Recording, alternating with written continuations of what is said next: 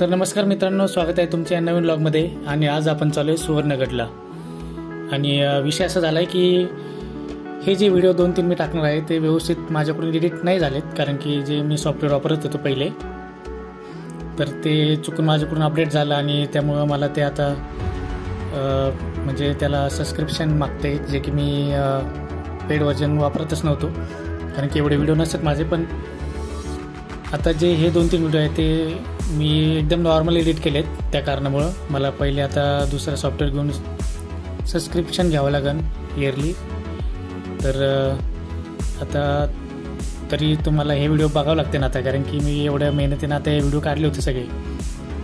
तर आता आपण आता निघालो आहे बोटीकडं। जरा व्हिडिओ अनस्टेबल असू शकतात, पण आता तुम्हाला मॅनेज करावंच लागेल, पहिले सांगतो। तर हे आहे बोट, आणि ह्या बोट थ्रू आम्ही जाणार आहोत सुवर्णगड किल्ल्याकडं। आणि पर पर्सन 200 रुपये चार्ज होता या बोटचा। ते पण बार्गेनिंग करावं लागलं आम्हाला। पहिले रेट ते थोडंसं हाय सांगतातच, पण आमच्यात आम्ही क्वांटिटी पण जास्त होती मुलांची, त्यामुळं त्यांनी ॲडजस्ट केलं। ठीक आहे, तर आता चालू करूया आपण। तर सगळे बघा बोटीमध्ये बसताय, आणि जरा सेटअप जरा वेगळाच बघितलं मी, पण चांगला होता, एक्सपिरियन्स पण चांगला होता आणि काका पण चांगले होते, मग काही प्रॉब्लेम नाही। आणि फुल एन्जॉय पण केला आम्ही।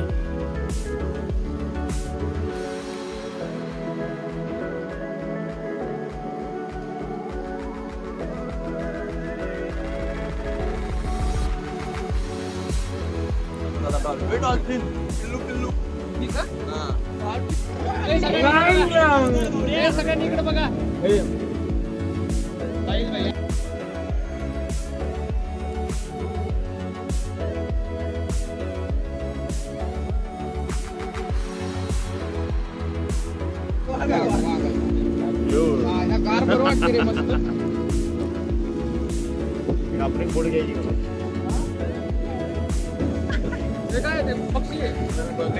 ते बघा मोर मोर काय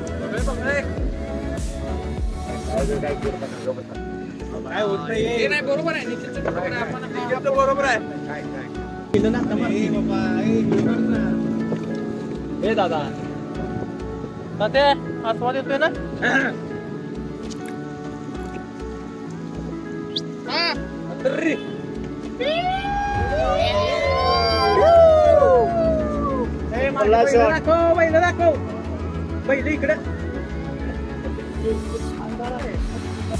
चला मित्रांनो, आपण दुर्गा किल्ल्यावर आलेलो आहे बोटीद्वारे। तर आम्हाला बोटीसाठी पर पर्सन 200 रुपये पे करावे लागले। आणि बोटीचा जो चालक होता त्यांनी आम्हाला ऑफर केलं की 300 रुपये पर पर्सन मध्ये डॉल्फिन पण दाखवतो। पण आत्ताचा जो वेळ आहे, वेळ ही दुपारची आहे, सूर्य डोक्यावर आहे, आणि त्यामुळे डॉल्फिन समुद्रात गेलेले आहे, ते वर येऊ शकत नाही। समुद्राच्या बाहेर असतात ते, सकाळी ते श्वास घेण्यासाठी वर येतात। ओके, विज्ञान कुठल्या जागेत आले?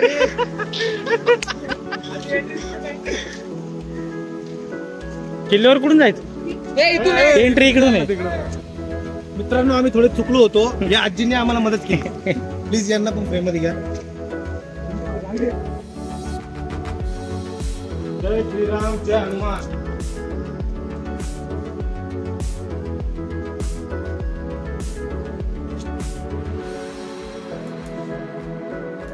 तर हा आहे महादरवाजा, आणि आता आपण आतमध्ये चाललेलो आहे। अरे बोराची झाडे काय आत?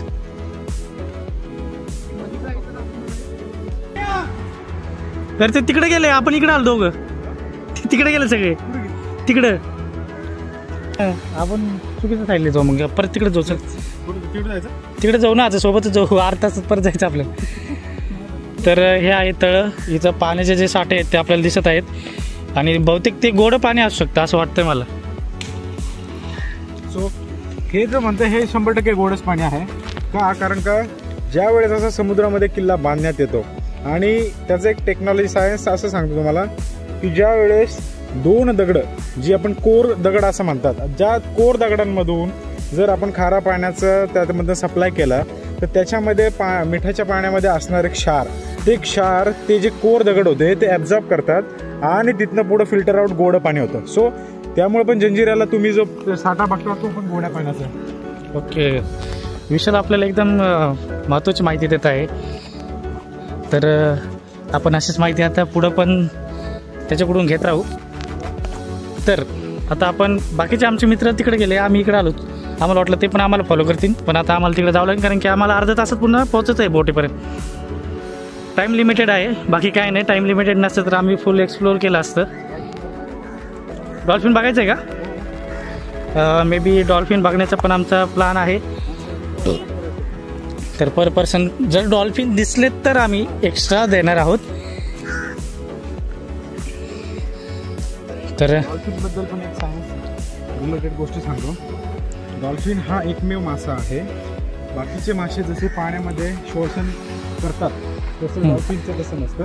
तो डॉल्फिन मासा एकमेव मासा आहे जो मनुष्य जो श्वास ऑक्सिजन घेतो तो डॉल्फिन घेतात, म्हणजे हवेतून घेतात ते. त्याच्यामुळे ते डॉल्फिन जे उडी मारतात परत पाण्यात जातात, उडी मारतात पाण्यात जातात, ते फॉर दॅट रिझन ते त्यांचं त्याचं काम चालू असतं. इकडून चल जरा, म्हणजे हे कसं बाकीच्या गोष्टी पण दिसत.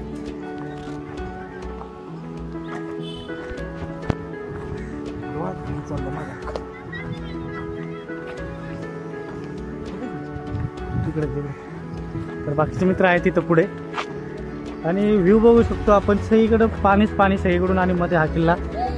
आणि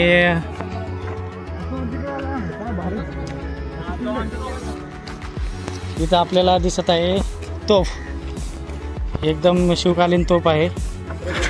आणि आता मुलांचं जरा इथं फोटोग्राफी चालू आहे.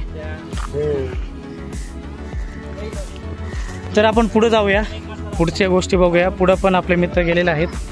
इथं सगळ्यात जास्त आता आपले जे बोर आहेत, बोराचे झाडं उगलेले आहेत आणि बोरं पण आहेत. खाल्ले आम्ही 2-4 पण ते तुरट लागले. असो, किल्ल्याची रचना बघा, अजून पण एवढे वर्ष झाले. आजकाल जे रस्ते बांधले जातात आपल्या एवढ्या उच्च शिक्षित इंजिनियरकडून, त्याच्यात पण किती झोला असतो आपल्याला माहीतच आहे.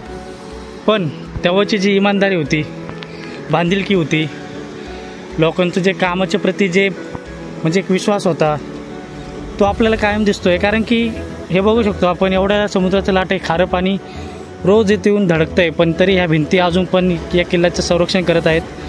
आणि ह्याच्यातूनच आपल्याला जे जुना काळ होता, जे जुनी लोक होते, त्यांचा एक कामाचा जो गुण आहे किंवा त्यांचं जे स्किल आहे आणि कामाची जी क्वालिटी आहे ते आपल्याला म्हणजे सांगायची पण गरज नाही, डायरेक्ट कळते की काय बाबा.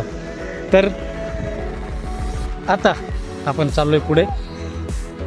आता ह्या किल्ल्याचा इतिहास आपण पण जाणून घेणार आहोत, तर मग काय प्रॉब्लेम नाही. आणि इथून इतकी थंड हवा येते, अशी झुळूक, काय सांगू आता. आणि इथला व्ह्यू पण बघू शकता तुम्ही, क्लास, एक नंबर व्ह्यू दिसतो. इकडे बोट, हे पाणी. आणि हे मित्र माझे आलेले आहेत. आता कसा आहे किल्ला? आवडला. तर असं आम्ही पुढं चालत आहोत. इथं जास्त गर्दी नाही आहे, 2-3 टीम आहेत इथं, इन्क्लुडिंग अस.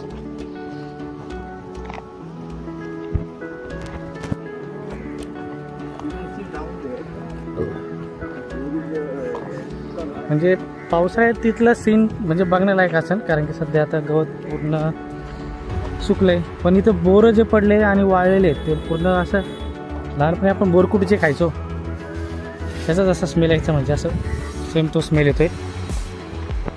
साहिल पण तेच बघतोय. इथे एखादा बोर पिकलेला असला तोडायला पण काय दिसत नाही आहे का. एक बोर शेवटी साहिलला सापडले आणि अजून एखादं असं नाही का. ठीक आहे, असू द्या. पण मी कच्चं बोर तरी खायला तयार आहे. अरे भेटलं मला एक, थोडंसं रिस्क घेतली मी, पण मला 2 बोरं मिळाले डायरेक्ट शेंड्याचे. आणि एक ते किडलेलंच सापडलं.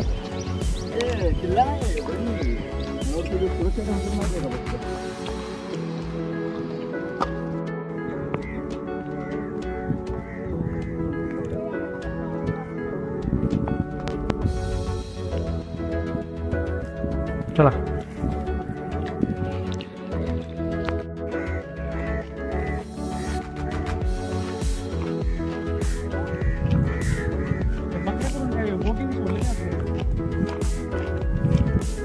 शिवाजी महाराज की जय. छत्रपती संभाजी महाराज की जय. हर हर महादेव. हर हर महादेव. जय शिवाजी. जय भवानी.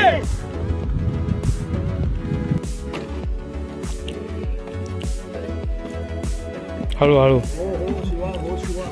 तर एकदम जोरदार घोषणांसोबत आपण आता थांबलेलो आहे आणि आपण आता इथून निघालोय.